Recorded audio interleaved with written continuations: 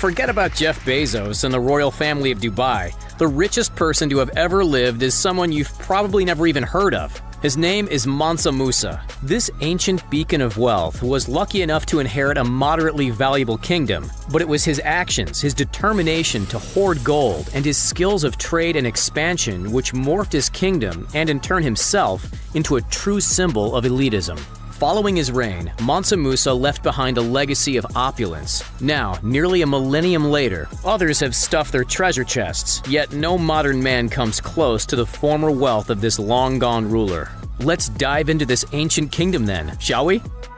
Mansa Musa was often known by an alternate title, Musa I of Mali. Put two and two together, and his kingdom was, Mali. The great Musa looked over the empire from 1312 to 1337. So about 25 years. In our modern world, Mali is the 8th largest country in Africa, with a population of just under 20 million people. But 700 years ago, it looked unrecognizably different. In the Musa era, Mali was utterly enormous. It spanned across what we know today as Senegal, the Gambia, Guinea, Nigeria, Chad, Mauritania, and Burkina Faso. Oh, and the modern nation of Mali too, of course. This meant that at the time, Mansa Musa's empire was geographically one of the largest in the world. If you had tried to walk from one end to the other, it's reported that you would have been on your feet for an entire year. Told you it was big. The empire itself lasted hundreds of years, from 1235 to 1670. But it was the efforts of Mansa Musa in his short reign that truly etched this centuries-old civilization into the history books. But why exactly is that the case? What separated Mansa Musa's leaders from that of the other rulers which came before and after? Well, even though his time as ruler may have been relatively short, his influence was profound. Musa came to power in 1312 and hit the ground running, quickly laying the groundwork to develop cultural centers. He imported famous architects from all across the Middle East and Africa and paid them to design focal points in what would soon become booming cultural and economical hotspots. For one, he expanded the city of Gao, which stands today in Mali. The Gao Mosque was constructed with burnt bricks, a material that had never been used before in the region. This was just one of many examples of Musa's innovations, the Hall of Audience in Niani being another. However, his most famous development was undoubtedly the infamous city of Timbuktu. He commissioned mosques and residential buildings, and most notably, the foundations for what would later transition into the University of Sankora. By the end of Mansa Musa's reign, the university would become fully staffed, showcasing the largest collections of books in all of Africa. These projects, as well as his willingness to facilitate trade and fuel the fire to a functioning economy, allowed Musa to transform the Kingdom of Mali into a cosmopolitan cultural and learning beacon for the Islamic world. At the heart of this world was Timbuktu, which served as one of the most important spiritual and trade centers in northern Africa at the time. Its learning hub, the beautiful Djingarabere Mosque, still stands today.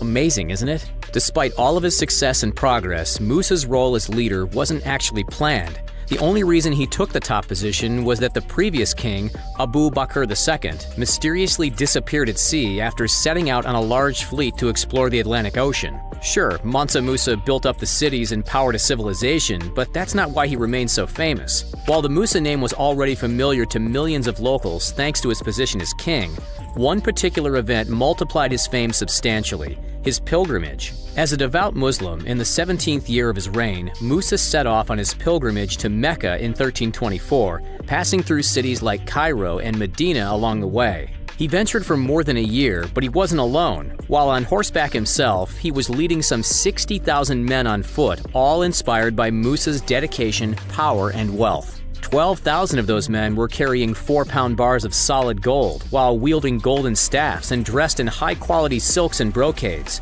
On top of that, some 80 camels were lugging heavy bags full to the brim with gold dust, some weighing as much as 300 pounds. Just to put that into perspective, based on the resources value today, each camel would have been holding the equivalent of $9 million worth. Crazy, right? While they journeyed, Musa recruited teachers and leaders in the hope of spreading the learnings of his faith. However, that's not all he was up to.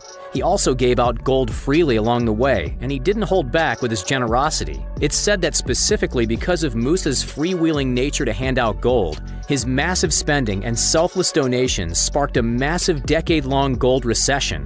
Realizing that he'd made a mistake by giving so much away, upon his return to Mali, he borrowed it all back and as a result, directly controlled the price of gold in the Mediterranean region. Well, allegedly. Okay, so we know that Musa was hoarding all the gold he could find, but how did he find himself in a position to acquire such enormous wealth in the first place? The majority of his riches spurred from an activity that's continued to bring stacks of cash to plenty of people to this day. Take a guess. Yep, mining. The Mali kingdom was booming with significant salt and gold deposits, and who reaped the rewards of those resources? Musa, of course. Not only did he trade and spend the gold, but in true elite fashion, he even wore it. Besides the mining revenue back then, the sale of elephant ivory was also a major source of income for him. How much exactly are we talking? Well, we don't have an exact dollar figure, however historians have come to a rather narrowed conclusion, and it's a lot of money. Ready for this? Boasting a caravan of gold-carrying camels and undisputed power, Mansa Musa's net worth has been valued by modern-day scholars to be up to $415 billion. Yes, billion with a B, nearly $500 billion. That's more than the entire GDP of Singapore, Norway, South Africa, and Hong Kong. That insane number propels the historic Sultan into the upper echelon of history's richest men. He surpasses infamous American icons of wealth like John Rockefeller, $400 billion, and Andrew Carnegie, $372 billion, and makes some of the richest names in Hollywood appear broke. Dwayne Johnson's net worth is only a teeny tiny 0.07% of Mansa Musa's. Clearly, they're not even in the same league. But other royals are. How does Mansa Musa compare to the 21st century royalty? Over in England, Queen Elizabeth is worth an estimated $530 million. Imagine all that cash in a vault. Now multiply that vault by 783, and you'll get an insight into Musa's massive wealth. It's incomprehensible. What about in the Middle East? Over in Dubai, the richest family member by far is Sheikh Mohammed bin Rashid Al Maktoum. Despite being an ultimate symbol of affluence with a bank balance of $18 billion, the UAE vice president and prime minister is still worth a mere 4% of the former ruler of Mali. But let's forget about the royals for a moment. Does anyone, royal or otherwise, even come close to Musa? As of 2020, 3 of the richest people on the entire planet are empires in their own field. Jeff Bezos, the richest man alive, is worth $184 billion.